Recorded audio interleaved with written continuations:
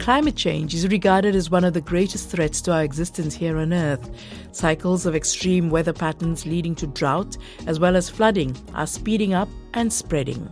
These have far-reaching effects: loss of life, livelihoods, displacement, famine and war. We can reverse things though, and there are regular high-level meetings to agree on the best ways to do it. But we don't always agree, and we don't always comply. But I suppose we keep trying. So let's talk about the circular economy, which requires businesses to reduce their intake of raw materials and extending the life cycle of the products that they produce. As individuals, we too play a role by reducing our waste, recycling and reusing. But it needs much bigger, much bolder interventions. So let's discuss the circular economy with Josephine Wawira in Kenya. She works with the Sustainable Inclusive Business Initiative that's helping businesses make the transition. So start with the basics. What is a circular economy? How does it work? I'm glad that you said we start the basics because I would want to make it as simple as possible. Now, imagine you're thirsty in a sunny day like today, and so you walk in and buy a bottle of water or a bottle of your favorite soda. And after you finish, of course, what you needed was the content of that bottle and not the bottle itself. So currently what we often do is that we just discard that bottle anywhere that we feel like.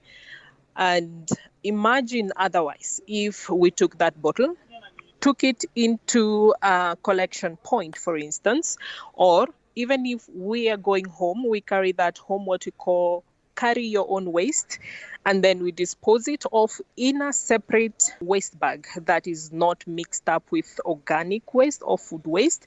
And then when the recycler or the collector comes to collect that bottle, then it is able to go as clean as it is to the recycler and for recycling, either to other materials like buckets, where we can use that for washing our clothes, or other materials like seats. So it's repurposing it. It is repurposing it. Let me just full disclosure. So what you're talking about sounds like something that we used to do in the olden days with plastic bottles when I was growing up.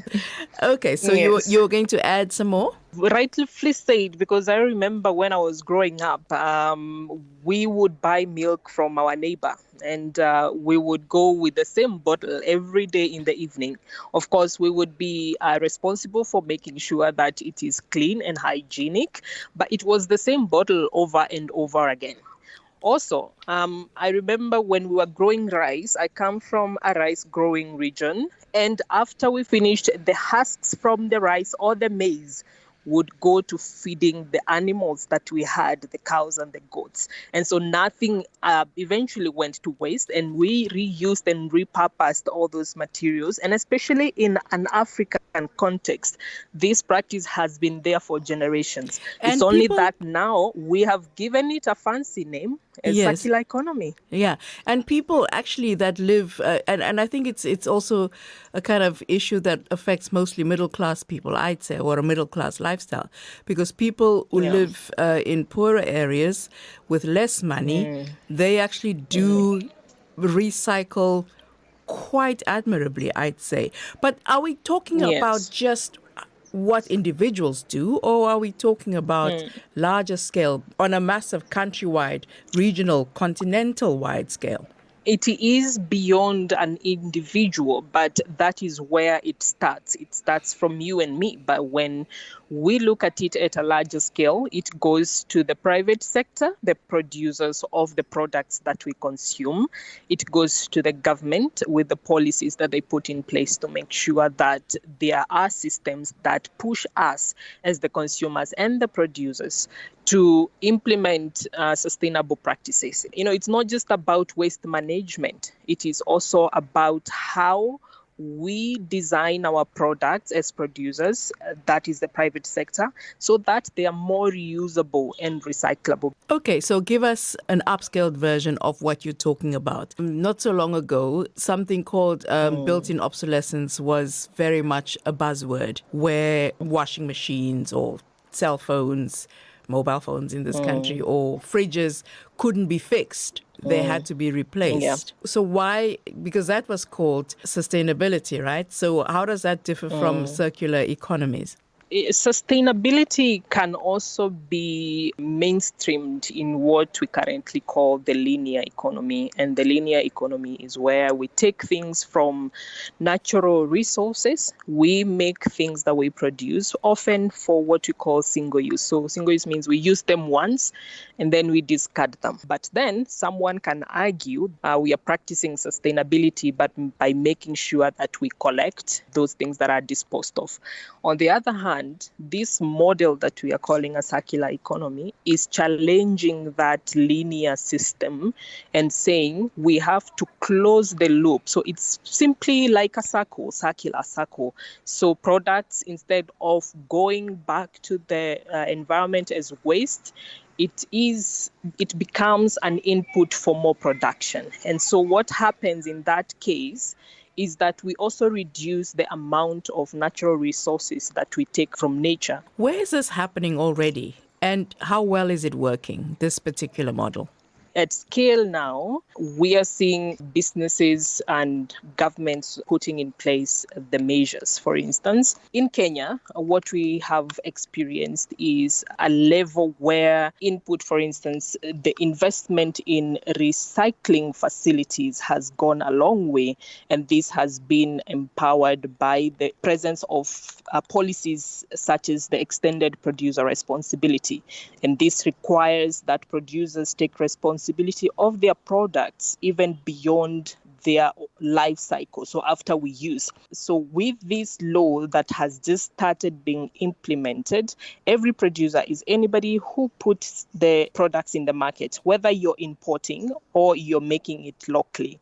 And with that, we are seeing now businesses are starting to join mandatory PROs or producer responsibility organizations. And they form a group where they now mandate and put in place collection plans. And that what we are seeing is also impacting what was initially called the informal sector or waste collectors. And these people have not been considered as major stakeholders in circular economy. But now, because of the moves within the country to transition, jobs are being created where people are earning a decent living as waste collectors, because now we have what we call the collection points. We also have the MRFs, which is the material recovery facilities, but also increase in recyclability. And in recycling means people are being employed in these areas. And so jobs are also being created. So how does the Sustainable Inclusive Business Initiative, the organization that or the project that you're involved in, help Kenyan businesses transition? Because it's quite easy for businesses to say, well, actually, we don't really need to change. It's not an imperative. Climate change, whatever, The Sustainable Inclusive Business is the knowledge center under the Kenya Private Sector Alliance, the apex body representing all the businesses in Kenya, which means, number one, we have the voice of the private sector, and it is easy for us to convene the private sector and the government together and say, look, this is where policy is and this is where businesses are in terms of implementing those policies. But we also go to the ground and implement projects that are now touching on the communities where we serve.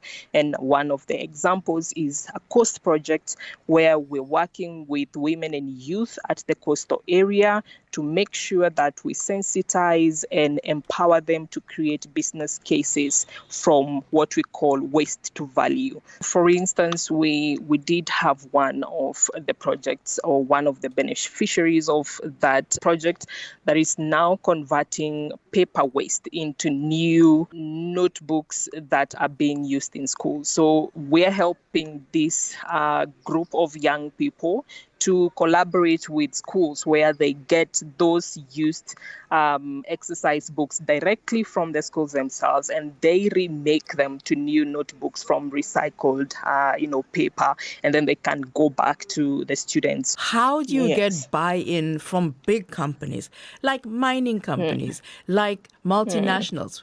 Right now, I'm quite bitter over something that I saw recently, where we buy plastic, right, in South Africa and here in the UK. I'm from South Africa. You buy if you want a single-use plastic bag, you buy it, right? Some countries, some shops don't sell them anymore. You have to buy a sort of Yes. long life bag. But the companies that are Yes. charging you for it are not Yes. using that money in order to remove plastic from the from the cycle, from the waste cycle. Yes. Instead, they're still Yes. dumping it. They're just making more. Yeah. They're just making money out of the fact that we want to do something good. So how do you get buy-in from companies where it really, really does matter? What we're currently doing is we are running an initiative called, for instance, the Kenya Plastics Pact, which is part of a global plastics pact network by RAP and the Ellen MacArthur Foundation. Currently 14 of those across the world.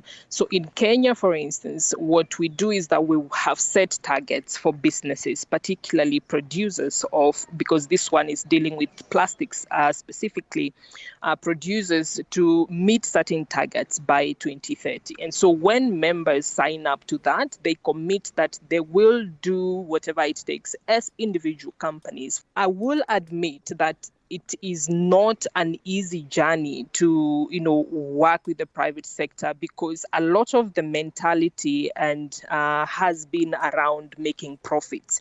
And so it has to have a business case of, while we focus on making profits and as the private sector representative, ensuring that we create a conducive environment for doing business, we also have to look beyond and think of the 3 Ps, the 2 others being the people and the planet. So whatever you do today to make your profits, if the impact on the people and the planet is negative, then that also, based on the reporting, and now we have ESG, and of course now going back to reporting to the Kenya Plastics Pact, we have to check whether your profits were just profits or the impact that they had were or positive or negative.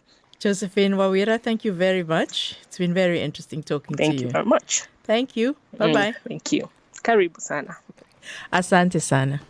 Josephine Wawira in Kenya. She's with the Sustainable Inclusive Business Initiative. Sunita Nahar, Yvette Wagira Maria, and Charles Gitonga worked on Focus on Africa from Nairobi and London. Paul Bachibinga supervised our activities. Chris Kuzaris was our technical producer. Our editors are Andre Lombard and Alice Mudengi.